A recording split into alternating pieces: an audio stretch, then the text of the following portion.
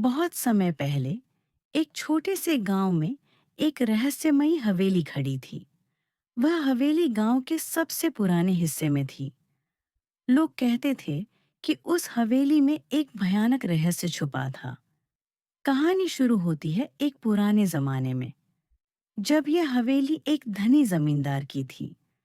उस जमींदार का नाम रघुवीर सिंह था।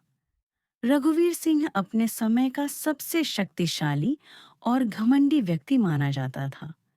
वह हवेली में अकेले रहता था। उसकी कोई संतान नहीं थी। एक दिन गांव में एक रहस्यमय व्यक्ति आया। उसने रघुवीर सिंह को चेताया, इस हवेली में तुम अपने लालच की वजह से कैद हो जाओगे। रघुवीर सिंह ने उस अजनबी की बातों को अनसुना कर दिया। लेकिन उसी रात हवेली के अंदर एक अजीब घटना हुई। रात के अंधेरे में हवेली की खिड़कियां अपने आप खुलने लगीं। दीवारों से धीरे धीरे आवाजें आने लगी। किसी के रोने, किसी के हंसने और कभी-कभी सिसकियों की आवाज। गांव वाले डर के मारे हवेली से दूर रहने लगे। कुछ ने कहा, वो रघुवीर सिंह की आत्मा है जो आज भी अपने लालच के कारण भटकती है। कुछ ने कहा, वह जादूगर था जिसने अपनी आत्मा बेच दी थी। कई साल बाद अर्जुन नाम का युवक गांव में लौटा। वो एक इतिहासकार था और इन कहानियों पर विश्वास नहीं करता था। उसने सबको चुनौती दी कि वह खुद जाकर उस रहस्य को सुलझाएगा। एक रात उसने पूरी तैयारी करके हवेली की ओर कदम बढ़ाया। हवेली के दरवाजे पर पहुंचते ही उसकी धड़कन तेज हो गई। जैसे ही उसने दरवाजा खोला, हवा ठंडी हो गई और उसके बाल खड़े हो गए। अर्जुन ने मोमबत्ती जलाकर कदम रखा। दीवारों पर पुराने चित्र थे, रघुवीर सिंह की तस्वीरें, अजनबी व्यक्तियों की तस्वीरें और कुछ अधूरी तस्वीरें। वो धीरे धीरे हर कमरे में गया। एक कमरे में उसने एक पुरानी किताब पाई जिस पर लाल अक्षरों में लिखा था, सत्य जानने की हिम्मत रखने वालों के लिए। अर्जुन ने किताब खोली। किताब में लिखा था एक प्राचीन मंत्र और एक चेतावनी।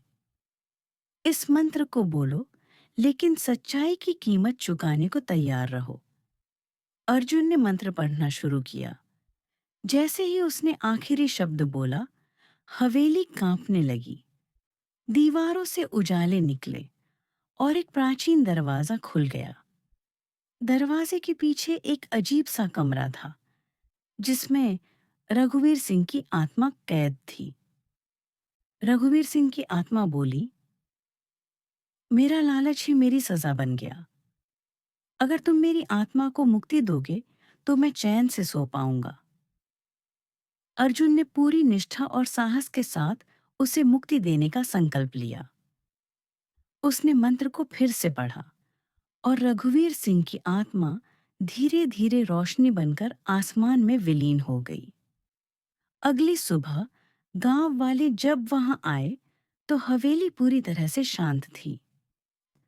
अब वहां से न तो आवाजें आती थीं, न ही अजीब घटनाएं होती थीं। अर्जुन ने सबको बताया कि रहस्य सुलझ गया और हवेली अब केवल इतिहास का हिस्सा बन गई है। लेकिन आज भी कहा जाता है, जब चांदनी रात में हवेली के पास से गुजरो तो कहीं दूर से एक धीमी सी आवाज सुनाई देती है, सच की कीमत चुकानी होती है। अगर आपको ये रहस्यमयी कहानी पसंद आई हो तो वीडियो को लाइक करें, अपने दोस्तों के साथ शेयर करें और ऐसी ही और रहस्यमयी कहानियों के लिए हमारे चैनल लिटिल स्टोरी लैंड को सब्सक्राइब करना ना भूलें।